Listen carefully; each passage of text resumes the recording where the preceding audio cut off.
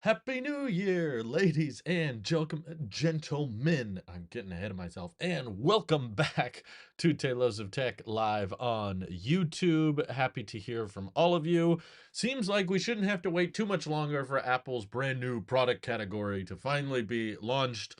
Although, as much as I've been asking for a while now, I think that it should have been launched at a keynote. Like, there should have been a follow-up event where they could dive a little bit more into the configurations, the pricing for the prescription lenses, and how the release is going to work. All of the current rumors and leaks are kind of pointed to it being a site refresh. There's going to be a spring event later, probably around the March-April timeframe. Um, but according to several different sources, whether it be Quo or Gurman, some that others may deem sketchy, Gurman's latest report was saying that the launch is practically imminent, that they're in production now, and that they should be ready to ship possibly by the end of January. But a more safer bet would be February. That would make more sense in my head. He brought up that the original iPad did launch in late January. So it's possible. People are saying confirmed. I won't say confirmed, but I did give it an intentional vague 1 month ish. That would imply, early February perhaps, which is coming up on my birthday. So it is a bit quiet. How I could get louder. Just turn it up. I don't think I'm that quiet. Looking at the volume levels, when I'm speaking, I'm talking in the yellow range. I don't want to hit red, so I think your speakers are quiet. Um, First chat of the year. Thank you. Hey, Viper tuned in. The man about tech. Thanks for tuning in. Um, can't wait until we need a 15 Pro Max to be able to use the Apple Vision Pro. Well, not a Max, but maybe a Pro. We do need some better form of battery pack, I feel like. That stupid smart battery thing that only lasts, I think they said up to 2 hours, which is never a good sign whenever you've seen up to. What did me and Louise do? We did a bunch of rounds. I think we went to like 3 different friends' houses.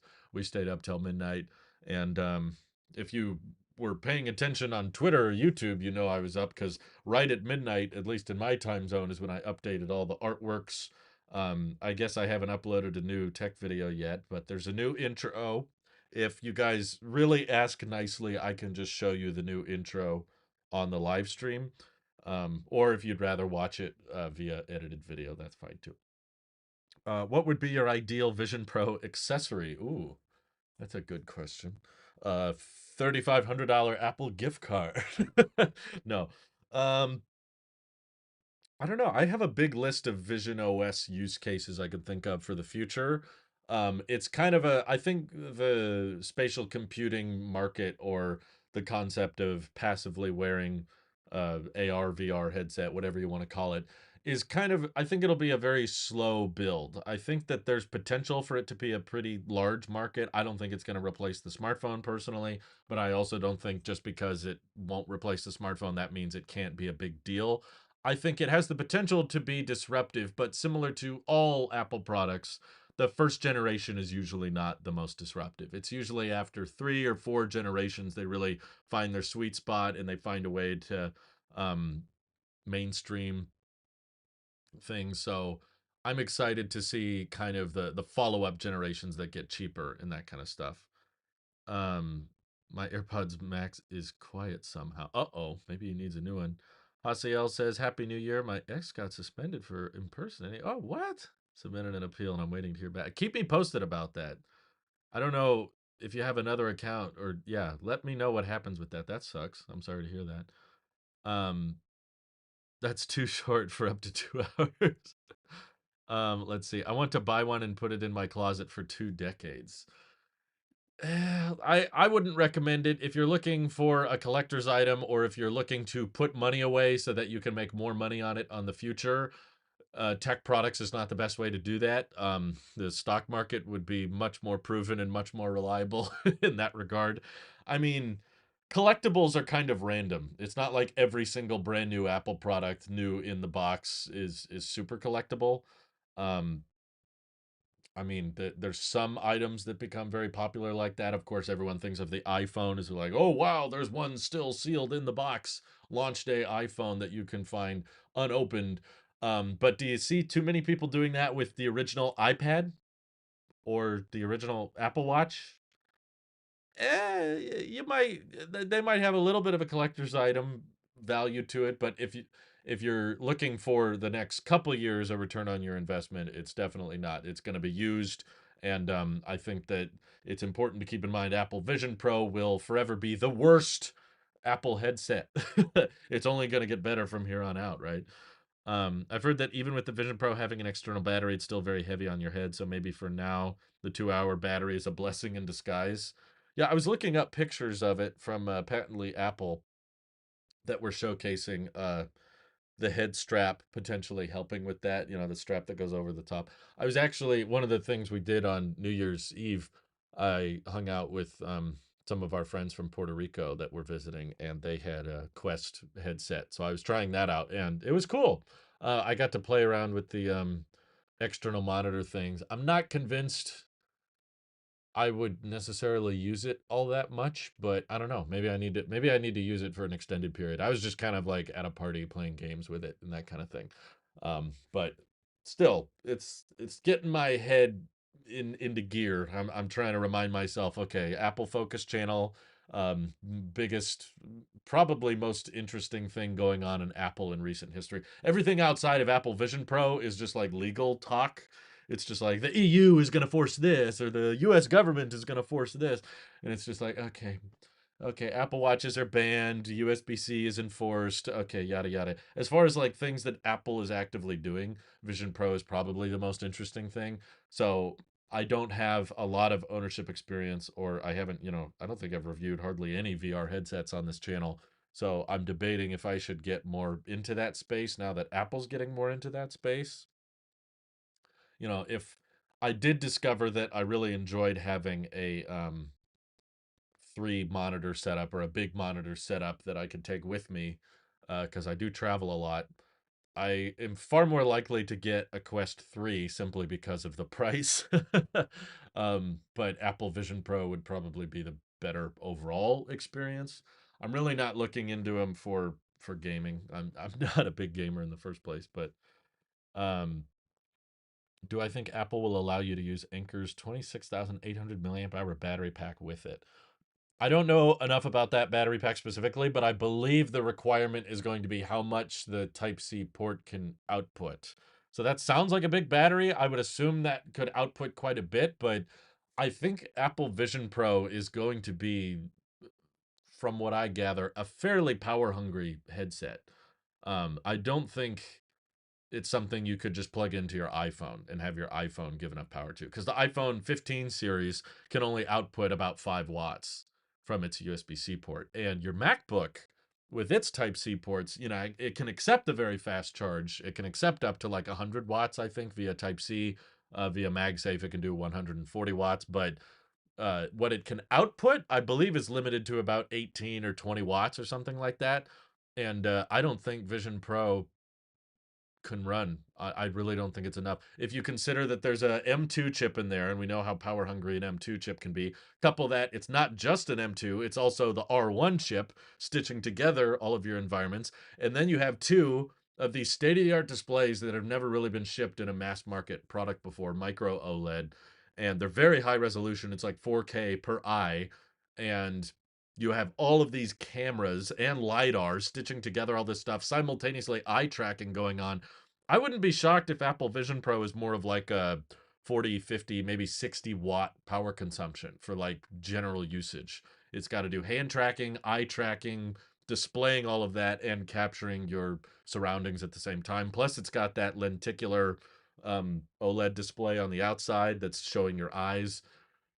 It seems like there's a lot going on. I don't think that's gonna be like a 20 watt power consumption, which is why I don't think you'll be able to just take the USB-C port of the Vision Pro and plug it into your MacBook and okay, now it's powered. Maybe they'll make future generations of MacBooks that can output enough power to sustain it, and they'll say this one has all day use when plugged in. Still, that would drain your MacBook battery pretty quickly because Even on the 16-inch MacBook Pro, we're talking what, 100 watt hours. So if you're using 50 watts, that's 2 hours, and then your MacBook's dead. And that's assuming your MacBook's not doing anything. I guess if you're wearing the headset, your MacBook wouldn't need the display to be turned on, right? Can you imagine in the future we get to a point where you don't have a display on your laptop anymore? It's just like a keyboard and a trackpad and a battery and speakers, and then you put on the headset, and the headset's the display. But what I liked, can you plug it into an iPad or Mac? I mean, physically, I'm sure you can plug it in. I'm just saying I don't believe the Mac or the iPad will be able to output enough power to support it. So I want to get the expectations in check that it's not going to be a headset that you can just plug it into your Mac and now you have infinite battery life. Like, no, it needs a power brick or a battery bank that can output a meaningful amount of power. I don't know how much the Anchor can do. Um, I wouldn't be surprised because Anchor, I'm not sponsored or anything. I don't use any Anchor products, but from what I've heard, they make good stuff. That's enough of an endorsement. I'm not going in. My dad says Vision Pro hood should have clips for a barf bag. That VR stuff makes me crazy. There's a good accessory. Or it could be a barf bag or a food bag, like the Onion. Remember those news reports where you just keep all your Taco Bell food in a bag and you can eat as you're experiencing it? I think the goal with Vision Pro is to have the lowest latency possible and the highest resolution possible so that you don't feel queasy. Apple, probably better than anybody, is going to be able to distance yourself from motion sickness and that kind of thing. But didn't Apple promotes it as a Mac accessory? Yeah, it's still a Mac accessory. I mean, it's not required. I don't think that's the only feature. I think they honestly kind of want it to be an independent product. It runs Vision OS. You don't need a Mac for it to work. You don't need a Mac to set it up. They showcase that you can pair it with your Mac and have an infinitely big Mac external monitor, but that does not mean that the Mac is solely powering it. That means your Mac is powering itself, and your Vision Pro has to plug into the battery pack or a wall alongside that. I don't think it's just like you plug it into your Mac. Will be a website refresh or an event. The current rumors, the current leaks, everyone's talking about the launch being imminent, as in like a month from now, possibly end of January, more likely into February. Um, most of them are all saying it's a site refresh, which is kind of a disappointing thing to me. If it were up to me, I would say this deserves to take up a decent amount of time at a spring event. That's what I would do if I were Apple. I would have a little keynote. It doesn't have to be huge, but they already showcased Apple's comfortable having like 30-minute events, 40-minute events. It doesn't have to be an hour, especially when they do all of this online stuff. But yeah, bring out all the YouTubers, let them try it out, let them actually have free range on the coverage of it. You know, the last Apple event with Vision Pro was Dub Dub, and they didn't let YouTubers film themselves using it.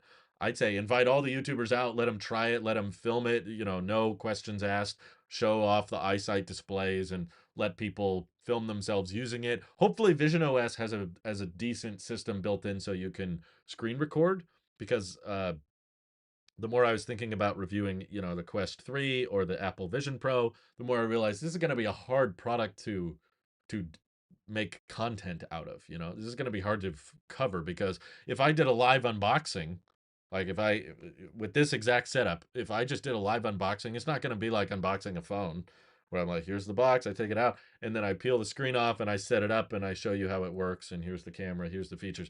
With this headset, you have to look through it. So I'm just going to be wearing it doing this. Hey, here's my Apple Vision Pro Lite. This is my Apple Vision SE product that Tim sent me. I'm just going to be putting it on like this, and I'm going to be talking about what I see, but you guys can't see what I see.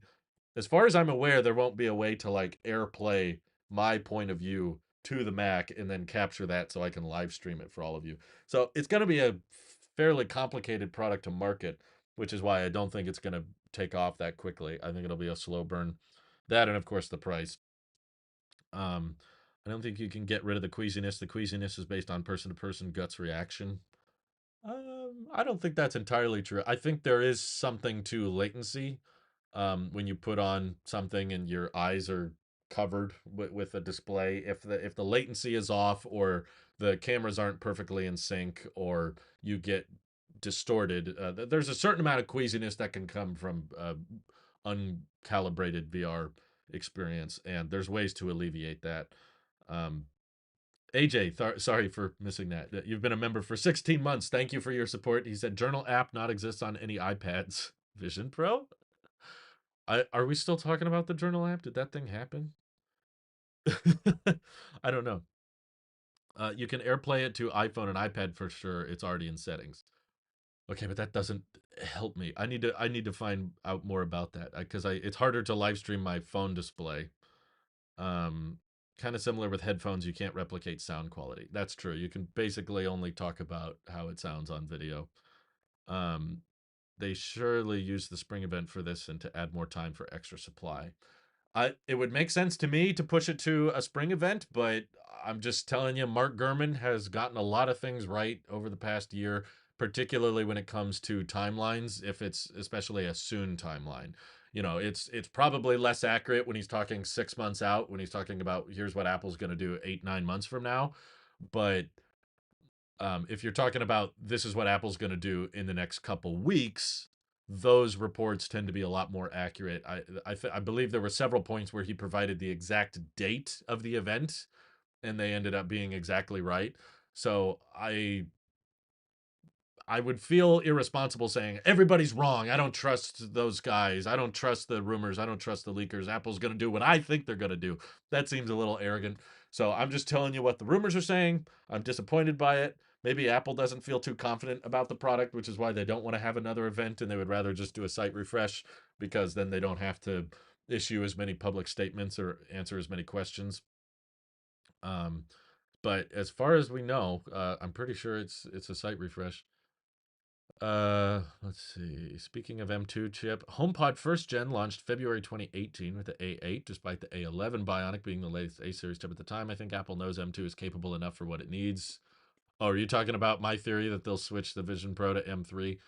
Yeah, I mean, the HomePod's, a $300 product. Apple Vision Pro's a $3,500 product, which is why I feel like there's less things people are going to be willing to put up with considering how expensive it is. Um, but yeah, at this point, especially if it's a site refresh, I think it's pretty unlikely that they'll put the M3 chip in there. But I don't think that's necessarily because, you know, Apple thinks M2 is, how do I phrase it? I don't think it's necessarily because uh, they just couldn't find a way to put the M3 chip in there. I think it has more to do with power consumption, and everything I've seen surrounding the M3 chip so far points to M3 not being very efficient, and it's a very power hungry chip. And that's a problem with a device as small and as compact as Vision Pro. It's one thing if you're putting the chip in a big square rectangular laptop. It's another thing if you got to wear that chip on your face. And they probably just. I wouldn't be surprised if the M2 chip in Apple Vision Pro is kind of binned or like slow, like it's not running at peak performance because you got to fit some fans in there, but they're not going to be high powered. They can't get too loud. um Pear's asking how much RAM and storage will it have? Exactly. This is why I think it deserved another event, but it sounds like we're not going to get one. Knowing Apple, they don't even tell us how much RAM is in the iPhone, so they probably will never tell us how much RAM is in the Vision Pro, but someone I'm sure can reverse engineer it and figure it out. Someone will download Geekbench 6 for Vision OS and run a Geekbench test while spatial computing is going on. Someone will figure it out eventually, but I don't think we're going to find out from Apple. In the same way, we rarely find out. I mean, there's a lot of products that Apple doesn't necessarily disclose the storage of. Like there's an A16 chip or something. No, there's an A13 chip in the studio display, but they never said how much storage is on it. We found out later that it's a 64 gig chip. So depending on how people use a Vision Pro, I would imagine because it's technically a camera, it can record spatial video, and spatial video takes up a decent amount of storage. That they would want to have trims. I would imagine it would make sense for Vision Pro to have 256, 512, or maybe a terabyte, and those cost more or something. I don't know. Because of the manufacturing complexities, maybe they do want to just pick a one size fits all. And because those NANds that they put in our phones and laptops and stuff, they're not very expensive. Like it does not cost Apple that much more to put a terabyte in the iPhone compared to 128 gig. The reason they put such big prices between those is how you spread out the margins.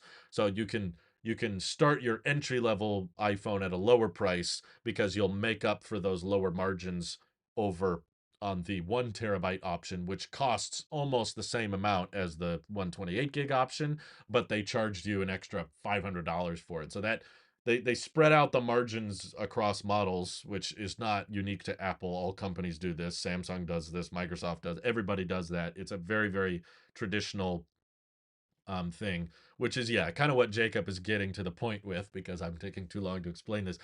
Vision Pro is expensive because of the displays. It's not going to be expensive because of the NANDs inside.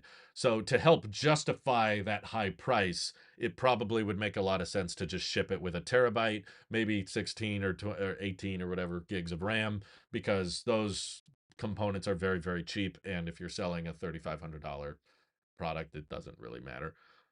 They're not looking to secure those margins through other things. What month do I think Vision Pro will be available? February is the running theory. I mean, that's not a wild stretch considering Apple said they expected it to launch early 2024. In more recent interviews, Tim Cook said, yes, it's still on track to launch early 2024.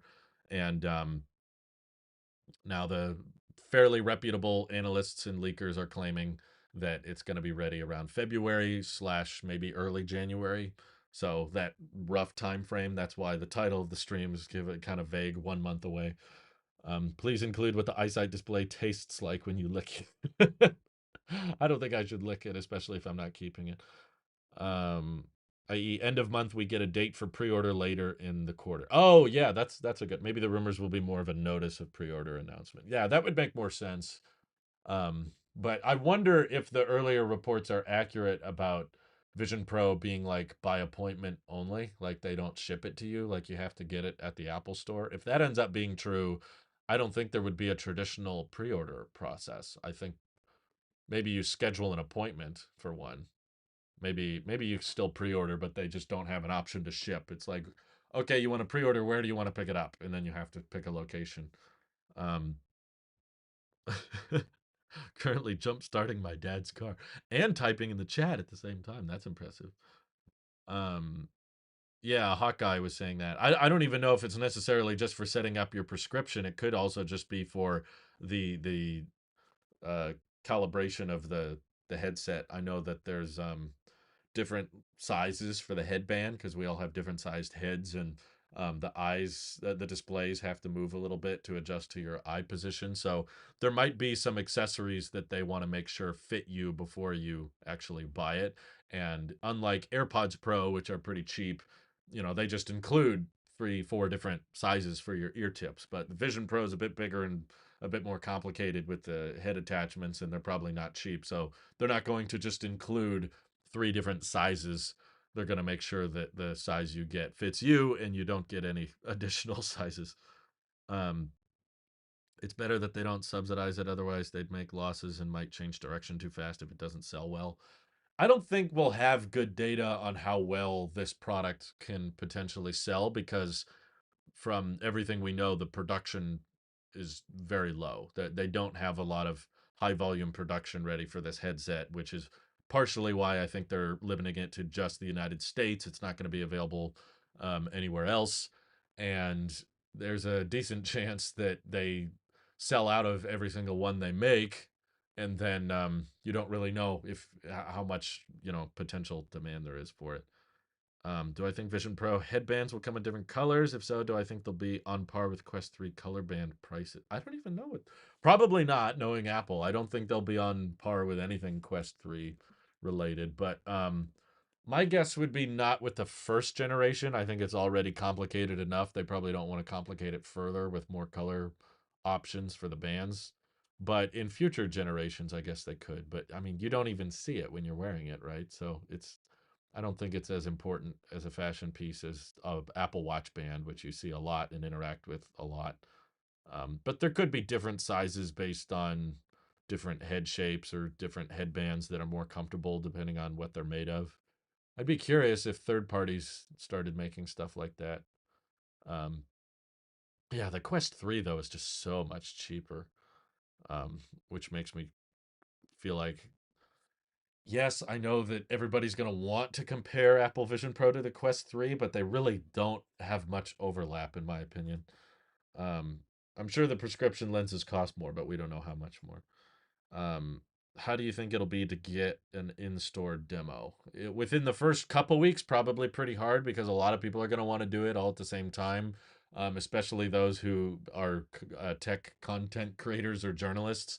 They're all going to rush the stores, and it might not be at every store right away. But I would imagine after, a month or so and the hype around it kind of dies down, it'll probably be pretty easy to just walk in and try one on. Can you imagine fine woven or silicone audio straps, headbands, and light seal? Ugh, don't say fine woven out loud. That's such a weird thing. I just realized my chair was lowered. This is much more comfortable. um, yeah, the prescription lenses will cost more though. Do I think the design and plans for the Vision Pro are already finalized or that Apple is still working on it? Everything rumor wise, or if we're gonna trust the leakers, is sounding like it's in production as we speak. And I mean, it's not just leakers. That's what Apple is saying. Apple doubled down near the end of the year, saying that they are still on track to release Apple Vision Pro at the early 2024. It is now early 2024, so I don't think it's that big a stretch to say the launch is imminent. I mean, the most wrong Gurman could be at this point would be if they just launch it in March instead of February. But at the end of the day, is that big a deal? Um, why doesn't Eevee have the darker shade of the main color like Tech and Life do? It is. It's just, I think, harder to notice because of the red color spectrum. There are darker shades to it. It's more noticeable in the intro or the outro, but blue contrasts a little bit more. I experimented with a lot of different shades of red, and I don't know. When I went darker, it didn't look right. I didn't like the look as much. Um, Anyways, what are my thoughts on EyeSight? The outer display now, a setting video has been leaked. I need to find that video. I didn't see that. I still think it's a bad idea. I still think it probably complicates the product further. It makes it more expensive. Probably interferes with the heating of the product a little bit. Because not only does the display potentially get hot, although it's OLED, it probably doesn't get that hot, but you still have to make more space inside for, okay, the display has to go here and the cooling system is right beneath it. You could probably, I think, make the headset a lot slimmer and a lot more stylish if it didn't have that display on the outside. So yeah, my guess is they'll eventually scrap it.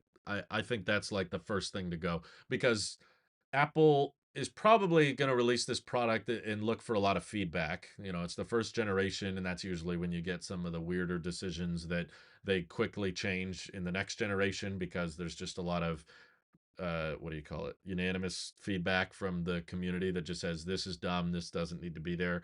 And I think that that's that's one of the biggest like who cares feature. Like, I guess Apple wants it to stand out in some way, maybe because they unveiled it pretty early. They unveiled it in June and had no intention on shipping it until the following year. They wanted it marketing wise to stand out in some way. And the EyeSight display definitely helps Vision Pro stand out against all other VR headsets because no one's really done anything like that. Um, but yeah, I don't know. I think that the intention behind it is flawed. Like, or no, the execution is flawed. I get the intent. The intent of the EyeSight display is basically that you can continue to have conversation with people while you're wearing it. So you can wear it more passively. Whereas the truth and the reality of the situation is, I still think people are going to feel weird looking at you, even with the EyeSight display. It's going to be awkward and bizarre to have a conversation while you're wearing that headset. So, in the same way, we can wear where did those end up? Where's my Frankie costume? There it is. In the same way that we can wear sunglasses and you can't see my eyes that well, I think you could make Apple Vision Air or a cheaper version of Apple Vision in the future that doesn't have an EyeSight display, but as long as the design is stylish, it doesn't matter. You know, like as long you can be blacked out here and not see which direction my eyes are looking. That there's still a way to make that cool, and you can still have a conversation with someone that's wearing sunglasses. You know, I don't think that making a headset with your eyes projected on the outside really makes it any more natural. I still think it's going to make people uncomfortable or make them feel weird talking to you. They don't feel like there's actually eye contact going on. It's still a, I don't know. Maybe it's different if I see it in person, but at least everything I can see thus far, it just seems weird. And it's like, yep, just scrap that. I don't know how much money you could save by cutting that, but it probably not nothing.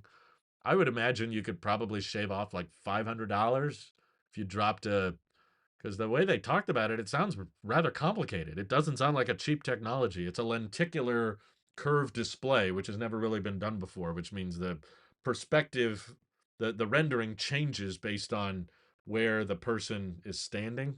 But then what happens if there's more than one person in the room? How do you, you know, it's it's rendering all these different angles and projecting them out simultaneously.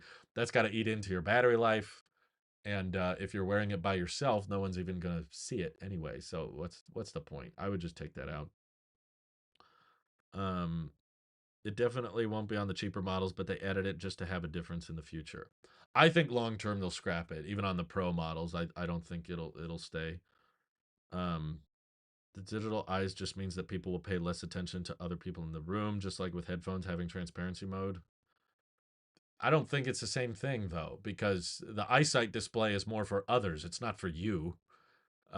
Transparency mode helps you hear other people. The EyeSight display doesn't help you see other people. You can see other people regardless of if that display is on or not. If I'll just put it this way, if there's an option to turn it off in settings, I will. And also, if I want to show you guys how the EyeSight display works, it's probably going to be pretty hard because when I'm filming, there's not a person in the room, right? I'm just talking to a camera, so the headset's not going to want to show the eyes because it doesn't see another person. Um, I'll see. I don't know for sure if I'm gonna be able to buy and review one. It'll depend on how the rollout goes for it or how limited in supply they are. Um, it's quite a few features announced last year will be coming later this year. It feels like they need to talk more about how Vision OS works. I agree. I'm with you there. I want Apple to include more Vision Pro talk at another event, but the rumors aren't lining up with me, I'm afraid, unless we get a special, Apple January event or something. I'm not using a screen protector on my 15 Pro. I think I noticed a couple of little scratches, but I'm not happy either way. I don't really notice the scratches very much. Only in certain lighting do I notice it. It's kind of near the dynamic island. Um, so it's not like right in my face. It's in a part of the display I literally don't look at because it's the pill thing. It's not over the camera, but there's like a minor scratch there, but I've tried screen protectors in the past and I don't like the way they feel either. Um, and I didn't buy this to resell it, so I'm not worried about resale value and that kind of thing. But um, you'll have to get a cardboard cutout of a person and cut a hole for the camera. I'll just have to try to trick. I hope there's a setting that you can just say, put my eyes on the outside of the display, even if no one else is around. I think Apple should build in a few features like that, like the airplaying, the display, and the screen recording, so that you can just for a lot of us journalists and tech creators, so that we can document the ownership experience a bit better. That might help with the sales tactics. If you take your USB-C cable that you get with your iPhone 14, what? If you plug the USB-C into your iPad, then plug it into your iPhone. Yeah, iPads have been able to charge iPhones for a long time, since 2018, I believe. I didn't think about its impact on the weight and slimness of the device, but I'm really sold on EyeSight for reasons, but don't want to make the comment. But I don't think Apple cares for price. I think they're probably a little too big and a little too bulky right now for them to be fashionable, to where that you could just wear them passively and just go about your day. Also, the battery life's not good enough yet. But the biggest issues people have with the first generation, of course, are battery life and the price. Um, is there anything else? I feel like that's the two biggest things. If they address those two things, I think a lot of people would like it. And I would say third is maybe just kind of the bulkiness of it. Um, so you could address all three of those things by dropping the EyeSight display. Increase your battery life by not having to put an externally mounted display. Lower the price by simplifying the manufacturing process, and slim down on the bulkiness. If you could get it more into like ski goggle look, um, that I know that's not ideal. Obviously, the ideal situation is glasses, but we're just so far away from these being able to do the things that Apple wants in order for Vision OS to work. Um, so it's not going to happen overnight, but I think a good middle ground that I could see Apple getting comfortable in for a while is if there was something that kind of looked like ski goggles, which are pretty big but still fashionable enough that people can wear them and take selfies and, have conversations with other people. Plus, they would just kind of work as skiing goggles if you care about that kind of thing. I did change the logos on the Apple podcast, but Apple doesn't update them right away. It's annoying. Um, I wonder if they've updated on Spotify. But yeah, right at midnight, I updated all the artworks for all of the Apple podcasts. And they just, I don't know. I think you might have to unsubscribe from them and resubscribe for the artwork to show up. But it's not one of those things like YouTube or Twitter where it just updates fairly quickly.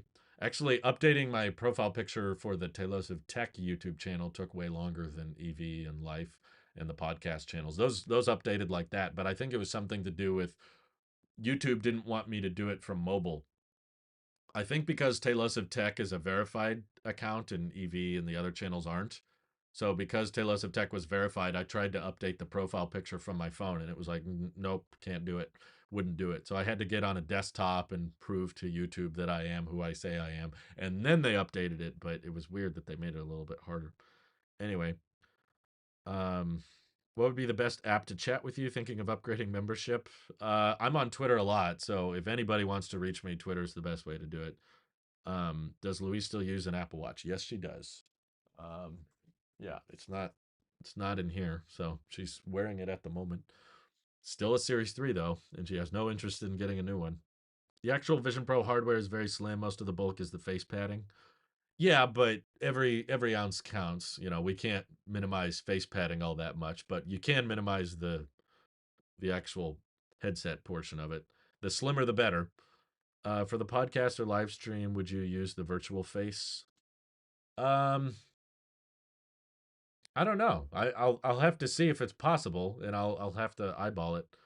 Um, I want to give Vision Pro a try. I'm not going to guarantee that I'll get one to review because I just don't know what the rollout of it is going to be like. If it's really hard to get a hold of and you have to get an appointment and all that, and there's strings attached if you want to return it or that kind of thing, that I might not get one if it's kind of like a all sales or final type deal, or there's a huge restocking fee, which might happen because it's a headset that you wear on your face and people sweat into it.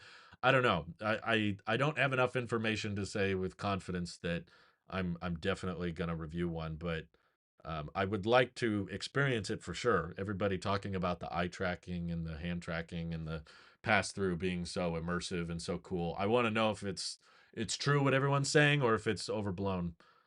Um, let's see. Do I know if I? Oh, sorry, I read that. Hard cases. I swear, anything that comes out from Apple, people just think, oh, it needs to have a case because this company also makes the iPhone. Skylar says a Series 3 is better than a Series None. I don't know about that. I'm at the point where I'd rather have no Apple Watch than a Series 3. um, let's see. Really sold on EyeSight. Coming later this year. Um, Mike said, I'd rather have a sport loop and a comfort loop headband for working out and leisure use on my Vision Pro. I'd rather not have a sweaty feeling headband on each time I wear it. Yeah, I agree with that. Especially if you're going to use it for Fitness Plus. That thing's going to collect so much sweat. People sweat on watches and AirPods, but you can still return those. Yeah, but they're not $3,500 and they're not in limited supply. Vision Pro is going to be very hard to mass produce and probably very hard to service because they're just relative to any other Apple product, they're building so few. I think the latest report said they're planning on building like 300,000 a year. and pretty much every other Apple product they build like, 5-10 million a year easily. With iPhones it's like 20, 30, 40 million a year. So something that is that limited in volume, I have a feeling they might be a bit more stringy on how the release goes. They may even extend return windows so those that don't want theirs can quickly be given to someone who actually wants it. I don't know. I'm not decided on. I need more information. I want to see how it works. Missile says he just got out of a job interview. I think I did well. I hope I get this job I really want, can pay my bills and buy an Apple Vision Pro. Well, I hope you get the job too, but don't put Apple Vision Pro high on the list of things you should get. Do I actually think the price for the Vision Pro is too high? That's a loaded question. I mean, too high for what? I don't think. I think I did a video on this. I don't think it's overpriced. I'll put it that way. To me, I don't it depends because not everybody agrees with me on this, but my definition of overpriced is that you can get something that does the same thing for much cheaper. And that's also a gray area because you could argue, well, the Quest 3 kind of does the same stuff for way less money. But again, Quest 3 is not going to have as good a pass through. It's not going to have Vision OS. It's not going to have the hand tracking, the eye tracking that's as good as Apple Vision Pro. So you could say, yeah, it does a lot of the same things, but it's at a much more compromised medium. Um, yeah, I think I did a video on this last year. All my videos were last year. I did a video explaining that even if the price was low, let's say Apple Vision Pro was $1,000, it still wouldn't matter, like because they can't build enough of them probably to meet demand anyway. So it's the same topic, same conversation we have on Tailosive EV all the time, which is that the price is often dictated by supply and demand. How many can we sell? How many people want this thing versus how many of these things can we make? It comes up a lot more in the EV space because it's a lot harder to mass produce electric vehicles than it is smartphones and electronics. Those are relatively easy to scale up production for. But this technology that Vision Pro is using is still very new. It's not very scalable yet, which is partially why I think that if you can only sell 300,000 of them within the year, you might as well charge an arm and a leg for it because uh, if you priced it lower, it wouldn't make any difference. So would you rather sell 300,000 if you knew for a fact you were going to sell almost or close to every one you make, would you rather sell all of them at $1,000 or all of them at $4,000? Of course. If you know that you've got guaranteed sales, sell them all at $4,000, you make 4 times as much revenue. So from a business perspective, I could argue, no, I don't think it's too expensive. I think they know that what they have is special and unique and rare, and that because of their custom silicon and their proprietary, well, I don't know if it's even proprietary, but very rare, hard to get access to micro OLED displays. They probably have some big supply chain agreement with, who is it? Samsung? Samsung makes most OLED displays. I believe Samsung or Sony or someone is Sony's making the cameras. Samsung's making the displays. They probably feel like they've got something special that no one else can touch for quite some time. Like the competitors aren't going to be able to make anything that's that close in terms of performance and capability. So they feel confident when we can charge whatever we want because no one can get that close. And but if you're looking at it more from the consumer analyst side of things and you don't think much about production capacity or that kind of thing. You just think, okay, what is the market for a $3,500 headset with a 2 hour battery life? It's not very big. That's not a large market. So therefore, the product is too expensive to go mainstream. And there's truth to that. I don't think it will be, as popular as an iPad or an AirPods or an iPhone. Definitely not within its first couple generations because it's just so expensive. But I think there's bigger issues than just the price.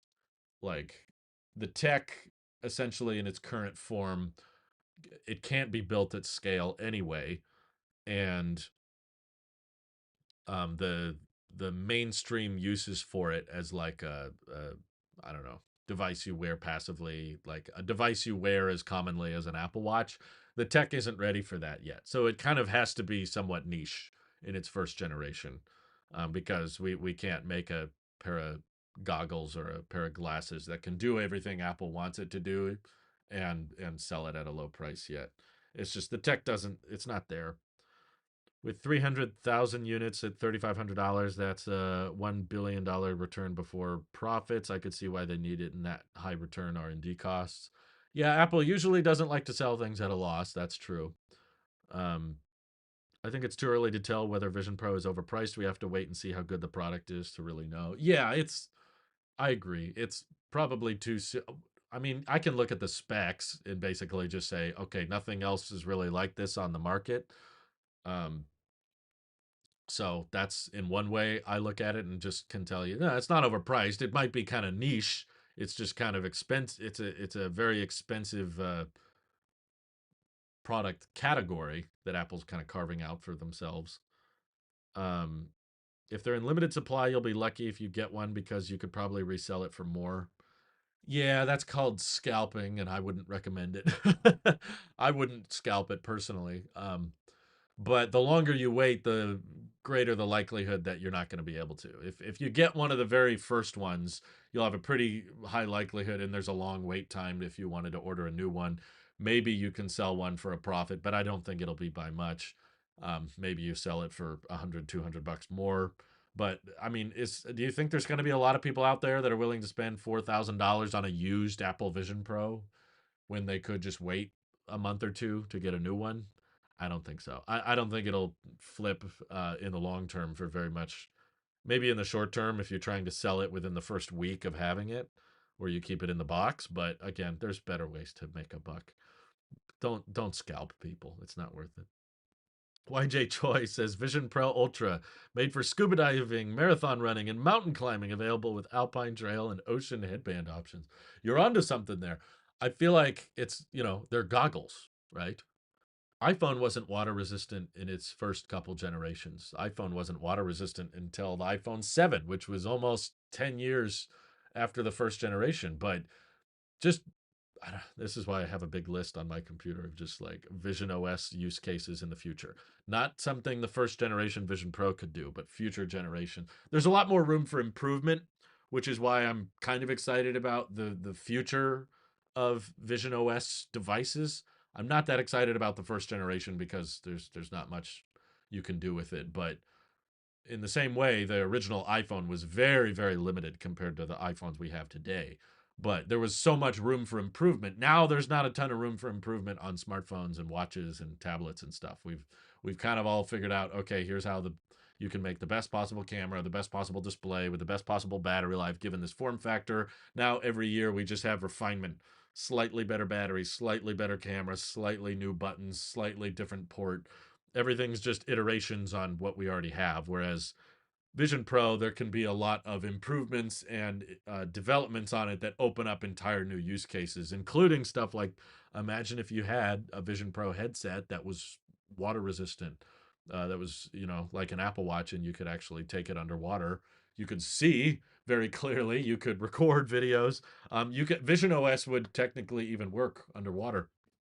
Now imagine you're wearing goggles while you're swimming and it can track, your heart rate, or just like how your Apple Watch tracks your laps while you're swimming. You could put your activity rings on the wall of the pool. So now you've got visuals working underwater or just hovering. So it's as you're swimming, there's a little holographic marker that says this is like the 100-yard line because you're doing laps back and forth. And it's like once you hit this, you hit your goal and you can swim to that point. You could swap out, maybe in the future they let you swap out the headband to one with doesn't have speakers, because speakers are usually the hardest thing to make water resistant. So yeah, you could maybe in the future swap out with different headphones on the side. What are they called? Ear pods? Not ear pods. Head pods. All tablets and laptops need to be waterproof. Why is no one doing it then? The best feature of AirPods was pass through. We don't know that one thing that will make it worth it. Yeah, I mean that's kind of like the big soul thing of Vision Pro. I mean, pass through wasn't really a thing on AirPods until the Pro. I guess you just had universal transparency mode with older AirPods because they just didn't block out any sound. maybe the price is set such that it will curb demand. Yeah, I definitely think 3,500 prices them out of a bunch of potential buyers. That's for sure. Um, finally saw the Cybertruck in person, and I love it even more. Too bad there's no way I can justify that. Well, the good news is, unlike Apple products, the Cybertruck, I do think the price will go down over time, quite substantially. Tesla products tend to. Um, it's like the studio display with 5K Retina, and there's no direct competition. Yeah, but there's also just not a lot of monitors that look the way the studio display looks, and have a webcam and speakers built into it, and the ports on the back. I mean, trust me, I've tried. It is very hard to find another external monitor with symmetrical bezels all the way around, um, that doesn't have a logo on the front, that's still glossy, and with an aluminum enclosure. And then people say it's overpriced and refer to other monitors that don't have any of those things. And sure, those are other good monitors, but there were compromises, which is why I would say, you know, expensive, yes, but overpriced, I'm not sure. Audio Pods is the actual name. Why don't we have waterproof laptops yet? Well, laptops usually have more intricate, active cooling systems and speakers than our phones do, so it's easier to make them water resistant because laptops have to move air around. Unless it's a MacBook Air, ironically, which it doesn't have to move air around. But yeah, why not? Why not? Like, if we're running out of things to do, why don't we just make them water resistant? Sure. Actually, I put my laptop in the frunk of my car yesterday, and it was raining really, really hard. And there was a point where I opened the frunk, and a bunch of water got on the top of my MacBook, and I was kind of like, ugh. It's fine. It didn't hurt it, but I was just like, it felt weird, to have an expensive laptop and all this water pouring on it. Yeah, I guess it would be kind of nice if we had some water resistant laptops. Just keep it going, Let's expand on this. It's a good idea. I know Samsung did it with tablets. I don't think that's the same as doing it with a laptop because a tablet usually doesn't have a cooling system. Um, let's see. Imagine being on a subway where everyone wears a Vision Pro. Scary. The thing is, I think we're already there, Deepak. Everybody on the subway is already on Vision Pro. It's just a rectangle in their hand. That's kind of the sad dystopian future that I don't think. This is why it's fun to talk about Vision Pro, is because yes, I see where you're getting at, that it's kind of depressing and sad to imagine a future where everybody's just obsessed with screens and looking through pass-throughs that are stitched together with cameras instead of looking through their actual eyes. But then the more I talk about that, the more I realize we're doing that already with our phones. I didn't put it on top of the car. I put it in the frunk. The frunk, not the top.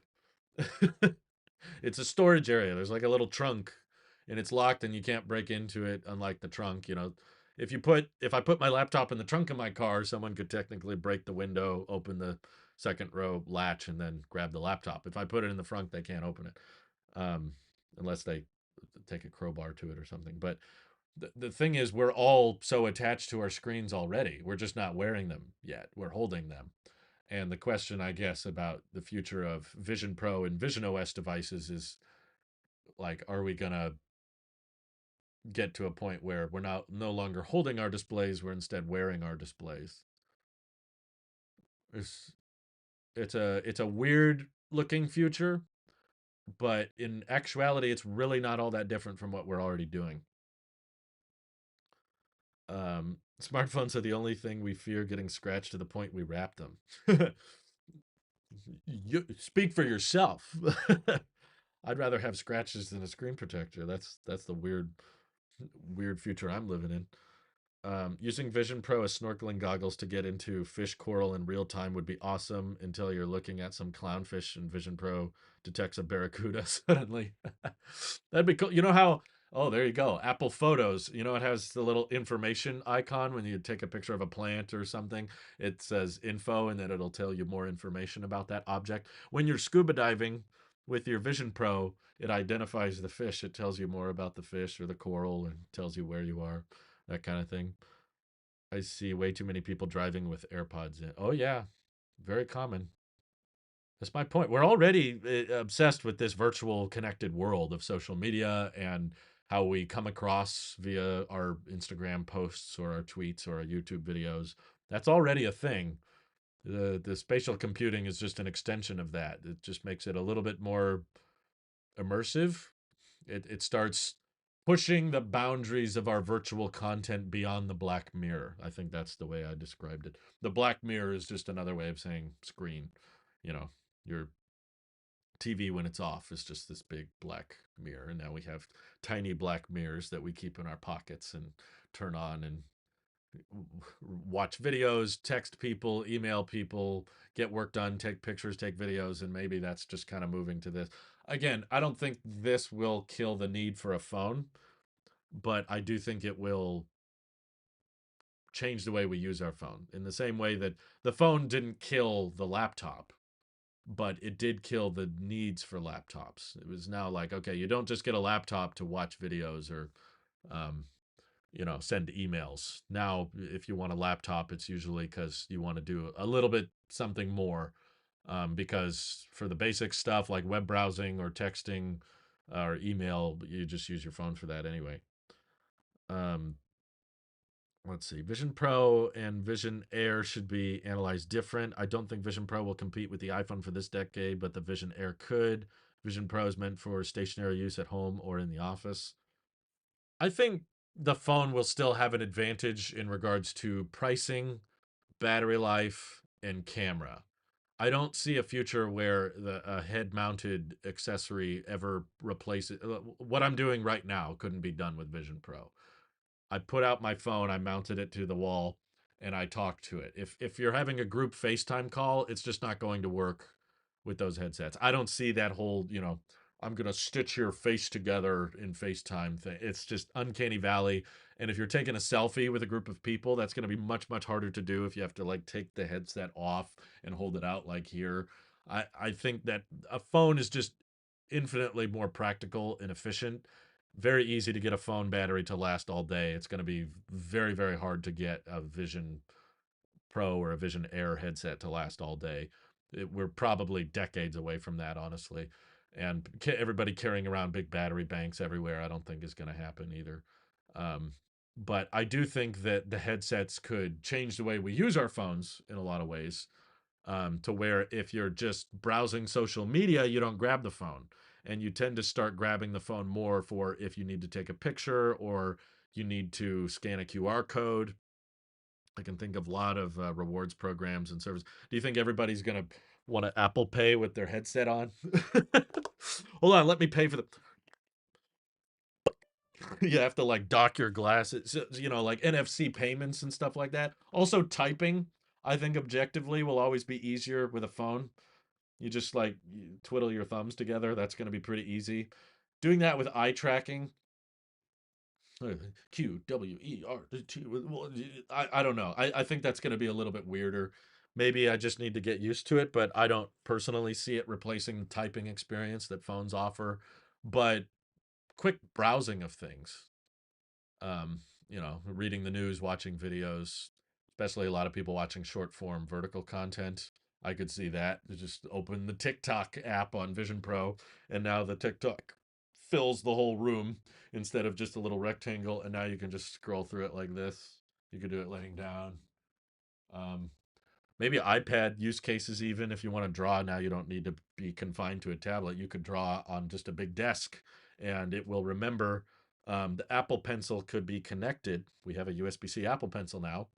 It's possible you could connect an Apple Pencil to a Vision Pro and it sends a signal from the pencil to the headset whenever contact is made.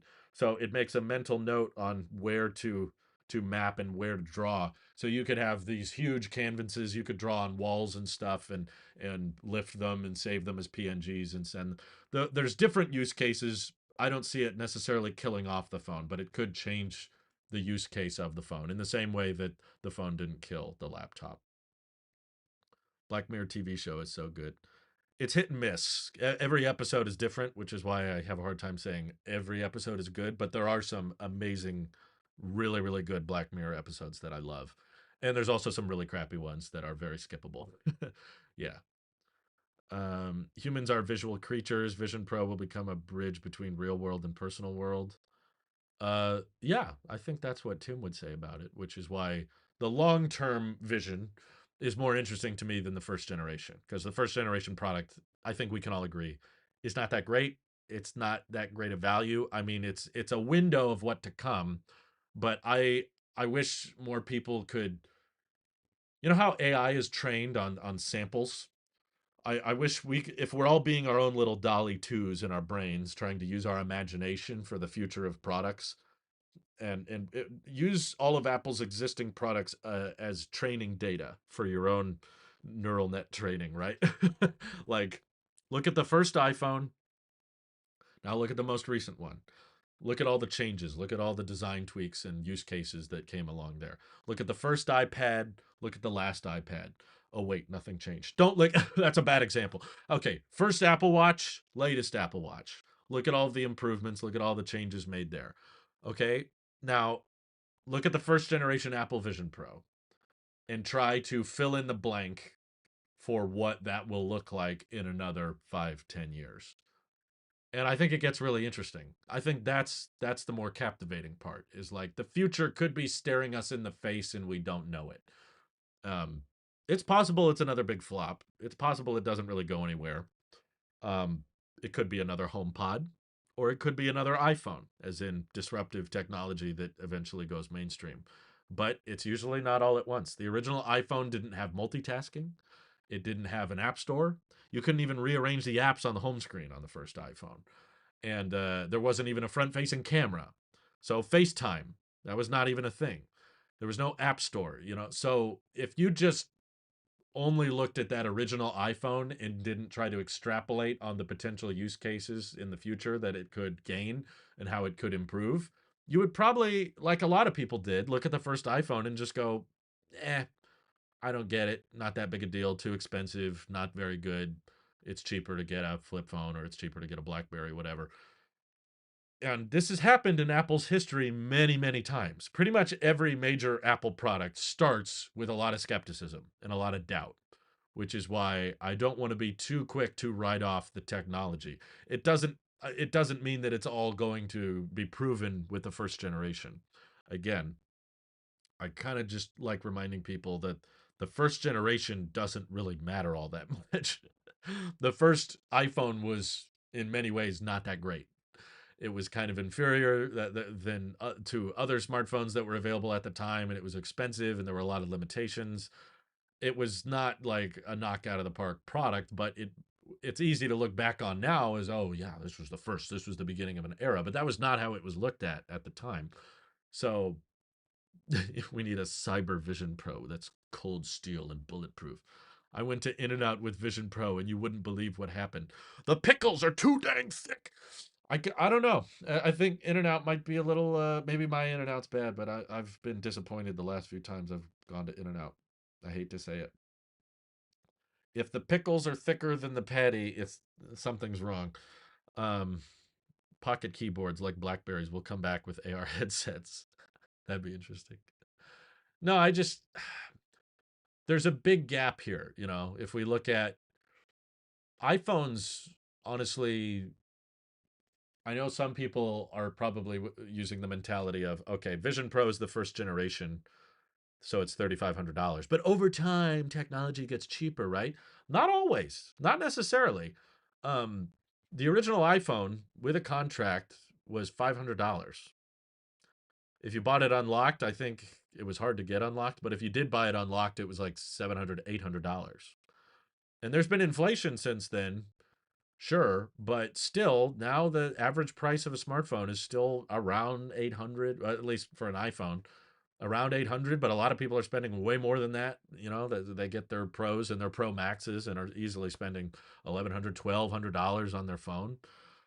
Um, so sometimes I question if Vision Pro may not necessarily get that much cheaper, but maybe it will get more capable.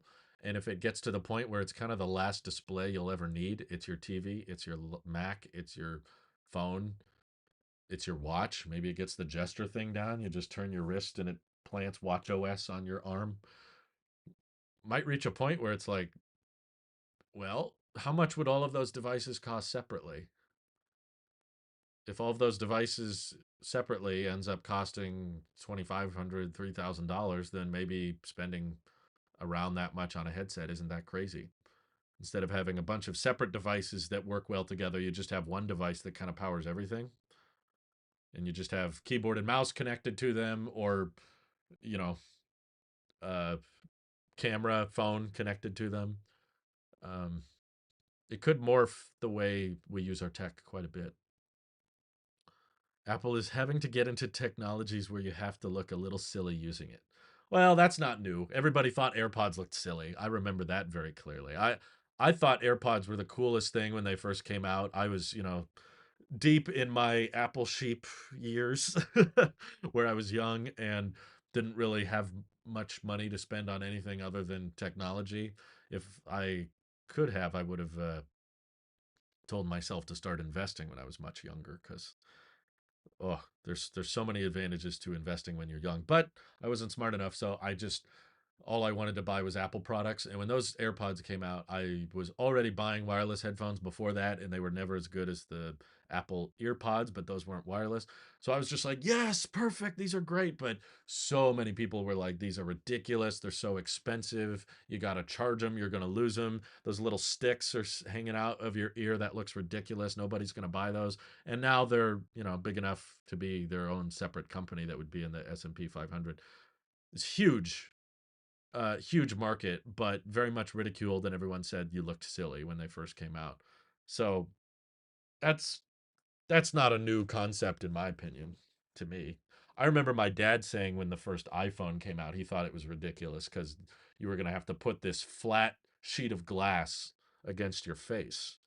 Like they were used to, there were some Blackberries, but most flip phones back then, of course, you flip open at an angle. So you have one piece for your voice and the other piece going to your ear. That's where this motion comes from, the traditional cell phone flip phone look. And the iPhone was kind of revolutionary in the regard of just having one sheet of glass. And it's pretty small relative to how big those flip phones could get. And he didn't like the idea of putting a piece of glass against the side of your face. But time went by, that went mainstream. Now we don't think anything of it. We just kind of hold it usually a little bit further away. At least that's what I do. You got me imagining a virtual AR iPhone that lives inside Vision OS. I still think there will always be an advantage to having a separate little box or a separate little rectangle that has a camera. Now, that potential of that may change. If you had a headset with really good spatial tracking and stuff, maybe that little box doesn't need a display anymore. No one else can see what you're doing. Um, So that box could, house a little display with settings on it or the camera settings. Maybe you don't need a front facing camera anymore because if you have a spatial computing headset on, if you want to take a selfie, you use the rear camera, which is better, of course, and then the headset can project the preview before you take it. So you can see the picture before you take it, even if you're using the rear facing camera. So that could lower the price of the smartphone, and it might change the way we use our phones a bit, but also battery life I still think is going to be far better on the phone. Phone's going to be way cheaper. If you say, well, Drew, in the future, maybe they can find a way to manufacture a Vision Pro for $1,000. Okay, if you can make Vision Pro for $1,000, then you'll be able to make a phone as good as an iPhone 15 Pro for like $200. So you have to scale both down. There's going to be economies of scale probably, but the phones are going to get cheaper too. So maybe for people who can't afford the headsets, I don't think they're going to get down to $1,000 personally. At least not Apple's. I don't think they'll get that cheap in the near term, at least. Not new. Maybe in a couple generations they get it down to like 2,000 or 1,500, but I'd be shocked if they found a way to get Apple Vision Air or something to like $1,000 or less. The Vision has a whole computer inside it. Vive Quest require a separate computer to run VR stuff, including knuckle controllers and tracking stations. The Vision includes all that on your face. That's true. It's very different. Third-party battery packs will save the Vision Pro more than anything. I'm not so convinced. I don't think it's necessarily just a battery issue. Um, Let's see. Our first In and Out just opened a month ago. The wait is still at least 2 hours in the drive through or one outside in below freezing temperatures. It was 8 hours on opening day. That's ridiculous.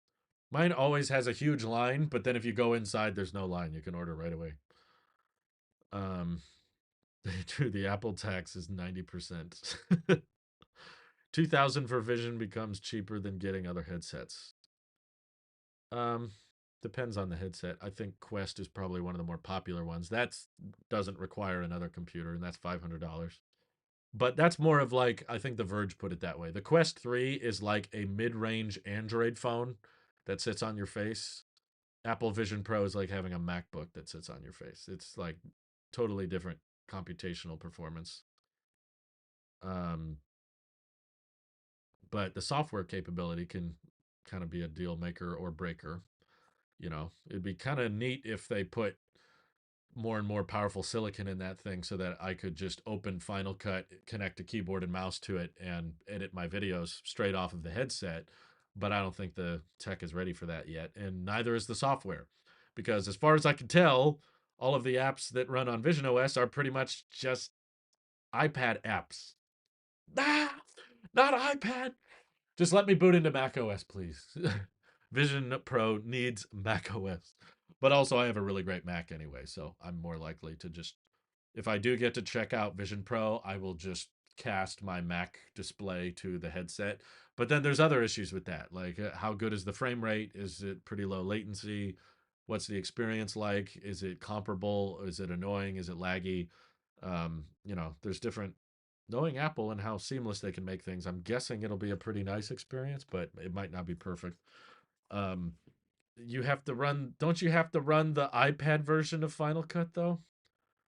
I'd be surprised if they put the Mac version on there.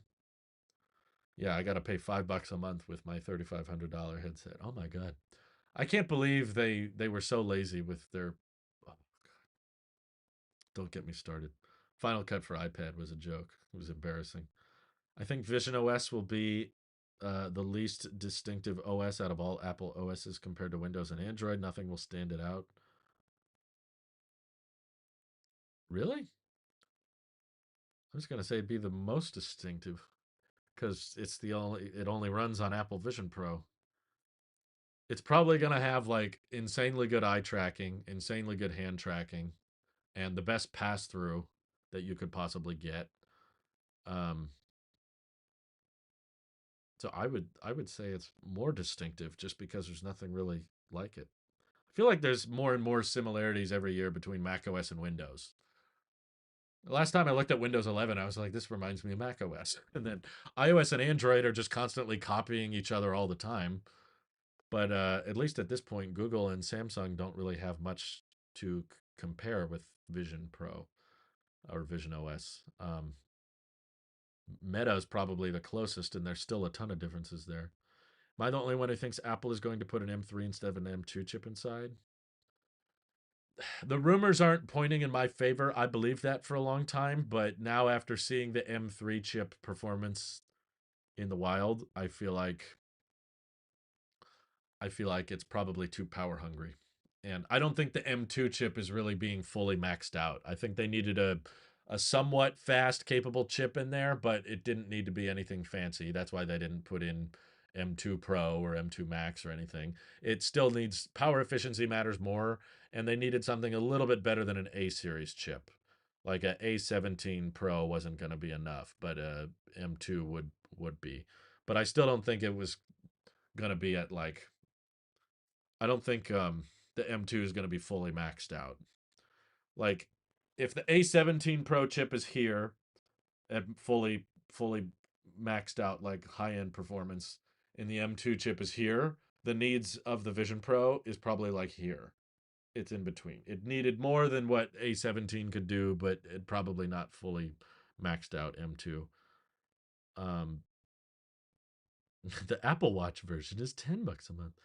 It's early enough that all companies are in the same technological playing field with AR. I don't know if I agree with that because Apple has a bunch of advantages, I think, by having custom silicon and the fact that they have a very big user base and a very passionate group of enthusiasts that we can actually justify. Not a lot of people, but a decent number of Apple fans can justify a $3,500 headset. Whereas if Meta decided, hey, the Quest Pro is going to cost $3,500, very few people could justify it. I don't think Meta has that many hardcore fans. I'm going to guess they'll make a Final Cut Pro for Vision Pro separate from the iPad version and the Mac version. Ugh, why? Just give it the Mac version. If you can connect a keyboard and mouse to it, I don't understand. Well, it's the whole iPad argument all over again. Um, in terms of being unique, I'd rank tvOS, visionOS, macOS, iOS, watchOS. Interesting. I would have put macOS at the bottom. What's so unique about watchOS? The digital crown? I tried opening 1,000 Chrome tabs in visionOS. Oh my god. Um, uh, AV has 2 chips, so it doesn't need the M3. Oh, Apple Vision. That's what AV means. Sometimes people just start sporadically using acronyms, and I don't get it. I guess you could say AVP, not to be confused with Alien versus Predator. Oh my god. But yeah, it's kind of a neat start to the year, I must say. It's gives me a lot of things to talk about that I'm excited for long term. Short term, not that interesting. I know the first generation of Apple Vision Pro is basically just going to be uh a cool headset that lets you run iPad apps on infinitely sized windows. Yeah, that's kind of cool. Can pretend you're in a movie theater or something.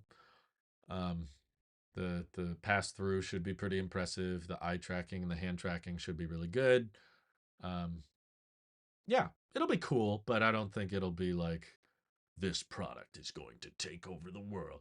I don't think the headset that will change everything will be within the next 3 years or maybe 5 years. Might be like because I also don't think they're going to refresh Vision Pro annually. It'll probably get refreshed every 2 years or something like that, maybe a year and a half.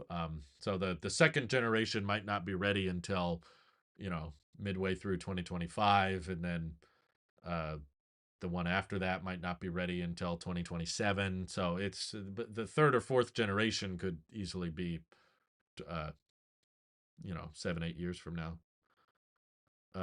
I'll buy Vision Pro once a hypothetical 50% off employee sale happens.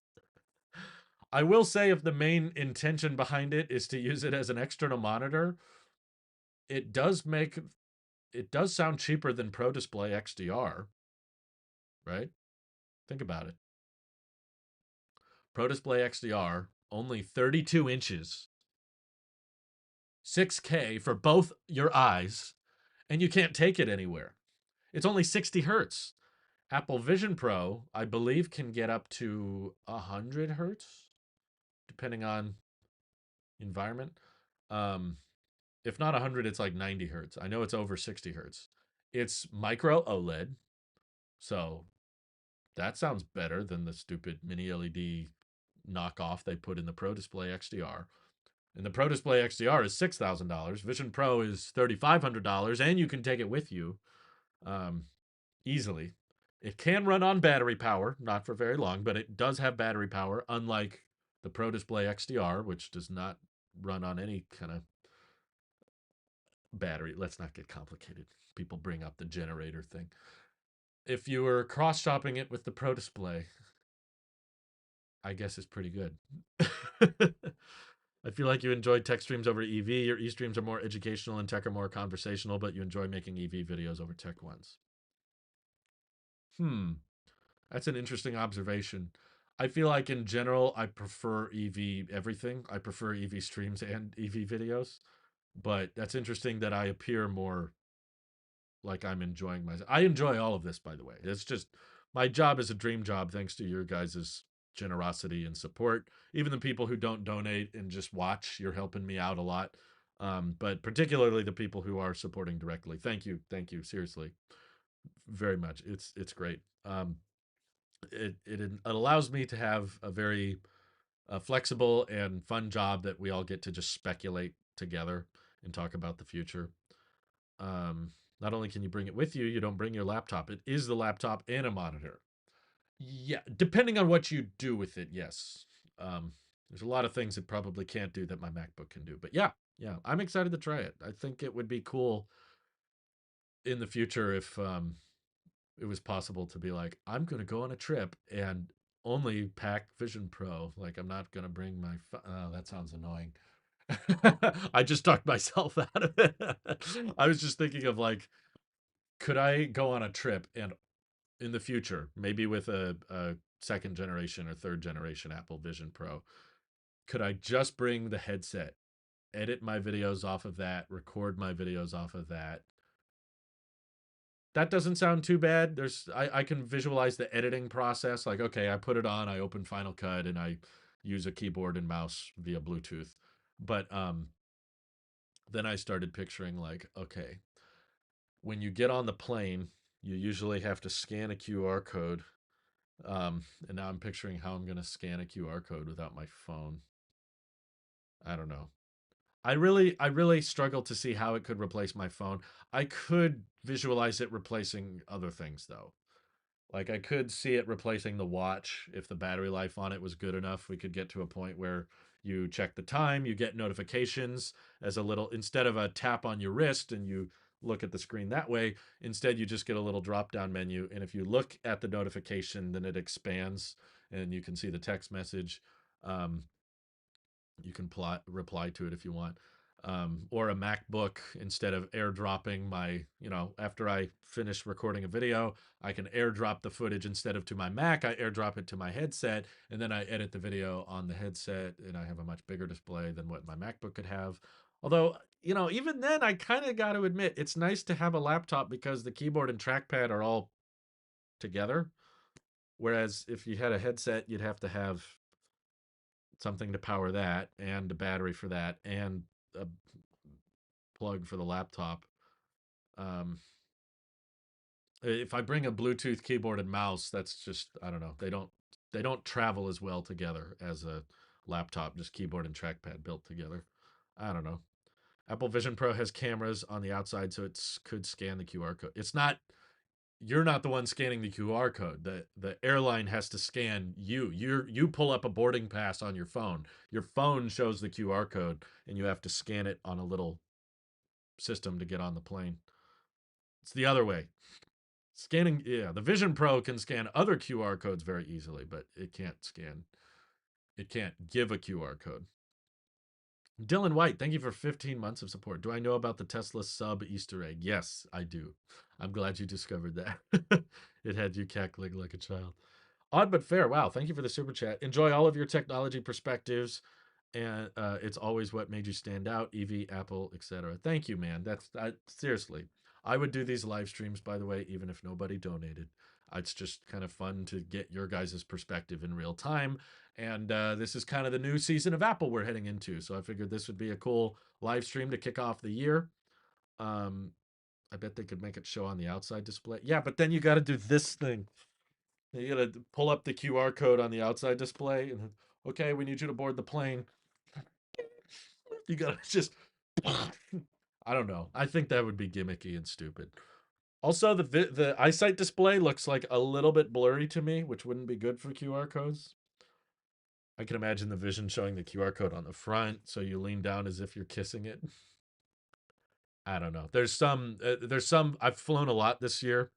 I think I've done like 15 different flights in sorry, last year, not this year. That would be impressive if I did 15 flights in 3 days. Last year I did a lot of flights and oftentimes when everybody's scanning their QR code to get on the plane, you have to hand the phone to the flight attendant. I know you shouldn't have to, but that's just a lot of the time how the system works. They're just like QR code, and you hand them the phone, and then they scan it because they're like further back or at this desk. Or sometimes there's little QR code scanning things that are small, and I just can't visualize myself trying to stick my head down there. It would be ridiculous. Um, a line of people with QR codes over their eyes. Yeah, you just have two QR codes on each. I'm ready to board the flight. Oh my god, that sounds terrifying. Um, let's see. Uh, 5G relies on 4G. That's true. If you're traveling with a partner, 2 QR codes appear, one for each eye. Oh my God. This is the future. I can imagine the vision. Ugh. Battery issue can be solved with a graphene battery if that ever becomes a thing. It's been next year for 20 years. Sorry. Everyone's been talking about this battery thing will solve it. It really won't. I'm sorry. If it's been that long, it's just not going to happen. But print the QR code onto a post-it, stamp it on your. Wait, why would you stamp it on? Just hold it. Oh my God, you guys are hilarious. But anyway, it's been fun. It's been real. I hope we get some more information on this thing soon. I would love to try it out. I hope you guys get to try it out soon. And I appreciate you all for tuning in. Hope you have an excellent rest of your day. Take care, all. Bye bye.